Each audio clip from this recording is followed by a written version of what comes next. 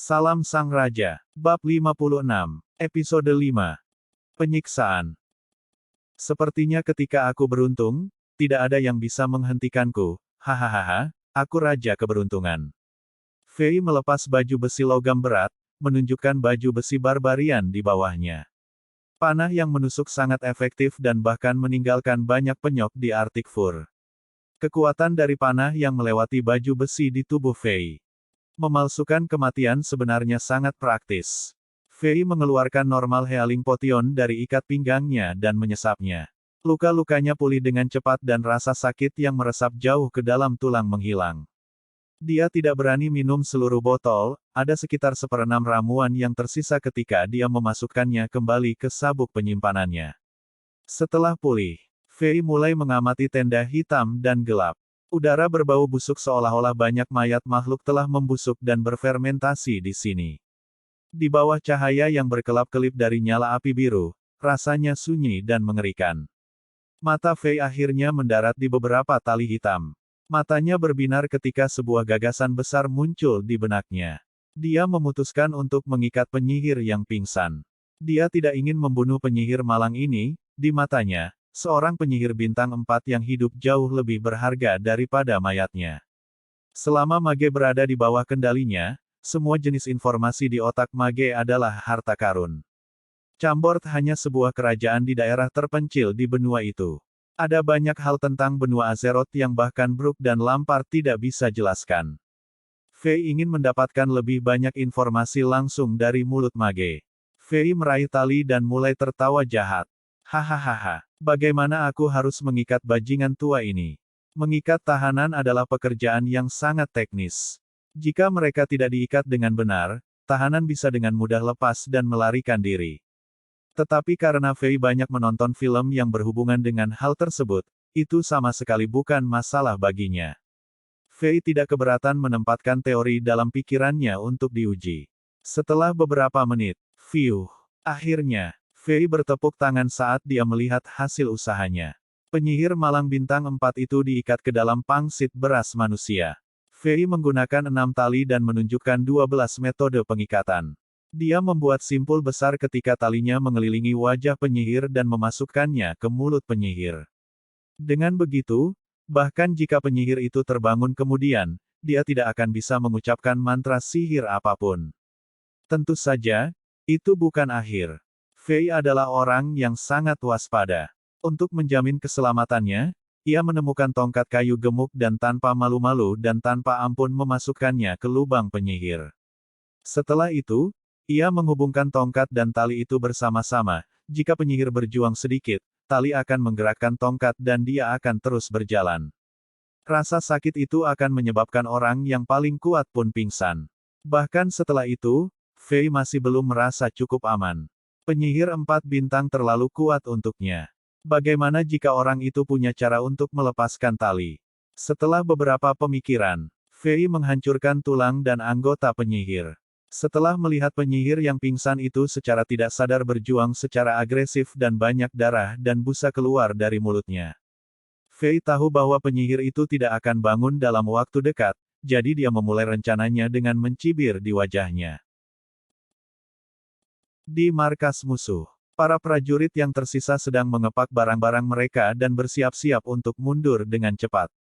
10 menit yang lalu, seorang pengintai bergegas kembali ke pangkalan dan melaporkan bahwa tim pengintai telah menemukan jejak pasukan kerajaan Zenith. Hampir bisa dipastikan bahwa mereka menuju ke arah Chambord. Itu memaksa ksatria bertopeng perak untuk menyerah pada Chambord Castle. Ksatria bertopeng perak tahu betul bahwa bala bantuan dari Kekaisaran Zenith akan menjadi alasan besar baginya untuk mundur. Setelah jembatan runtuh, pasukannya tidak mungkin bisa menjatuhkan Kastil Chambord. Selain itu, hampir semua tentaranya tidak ingin bertarung di dekat kastil itu lagi.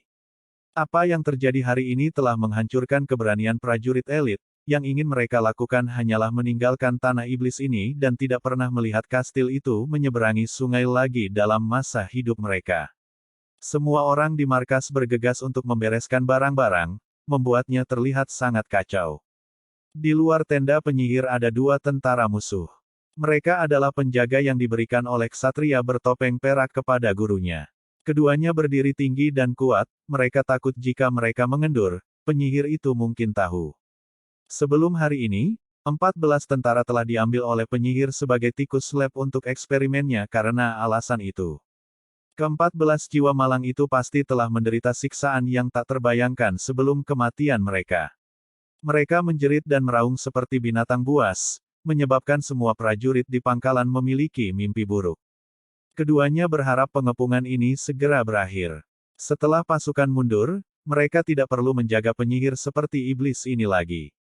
Saat ini, hula, tirai tebal yang menutupi pintu masuk tenda terbuka dan seseorang melangkah keluar. Kedua penjaga dengan cepat berbalik untuk membungkuk dan memberi hormat. Tetapi ketika mereka melihat wajah orang yang baru saja melangkah keluar, mereka merasa kedinginan. Wajah mereka menjadi pucat, mulut mereka mulai bergumam dan gigi mereka berceloteh dan membuat serangkaian suara rapuh. Lidah mereka hampir jatuh dan mereka tidak bisa mengatakan sepatah kata pun. Celepuk. Setelah beberapa detik bergetar, salah satu mata prajurit itu memutih dan pingsan karena kaget. Prajurit yang lain lebih baik, tetapi tubuhnya juga gemetar seolah-olah dia berusaha melepaskan kutu dari dirinya sendiri. Dia menunjuk jarinya seolah-olah dia melihat mayat hidup, dan pikirannya benar-benar kosong. Dia sedikit iri pada rekannya yang pingsan, dia tidak tahu apa yang harus dilakukan dan harus menghadapi iblis setengah sadar. Hei teman, aku tersesat. Di tenda mana bosmu tinggal? Fei takut kalau prajurit di depannya juga akan pingsan. Dia tersenyum yang dianggap ramah dan cerah dan bertanya pada prajurit itu dengan suara yang paling tulus saat dia dengan ringan menepuk pundak prajurit itu. Tentara itu gemetaran tak terkendali dan tidak bisa mengucapkan sepatah kata pun. Dia gemetar ketika dia perlahan-lahan mengarahkan jarinya ke tenda hitam besar sekitar 50 meter jauhnya, dan plop. Pingsan seperti yang dia inginkan. Oh, Fei melihat tenda lebih jauh dan meludah ke tanah.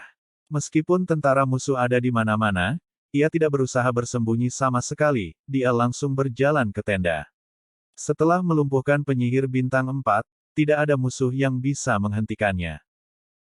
Setelah beberapa detik, seseorang akhirnya menemukan Fei yang mengamuk. Namun, tidak ada yang berteriak atau bahkan mengeluarkan suara. Ting, ting, di seluruh markas, hampir semua prajurit yang melihat Fei mulai gemetar ketakutan ketika wajah mereka menjadi pucat.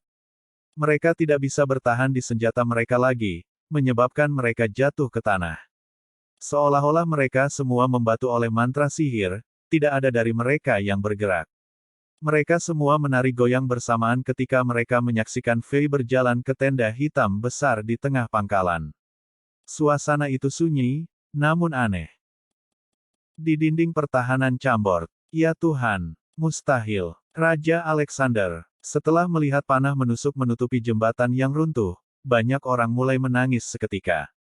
Air mata mereka membuat wajah mereka sangat basah dan mereka harus berpegangan satu sama lain untuk berdiri, seolah-olah stamina mereka telah disedot. Lampard tidak mengatakan sepatah kata pun, dia melompat dari tembok pertahanan. Emma pingsan di pelukan Angela, dan wajah Angela pucat seperti salju. Matahari di langit tiba-tiba kehilangan kecerahannya. Semua orang di tembok pertahanan merasa dunia telah berubah gelap, seolah-olah sesuatu yang luar biasa tiba-tiba runtuh. Bersambung.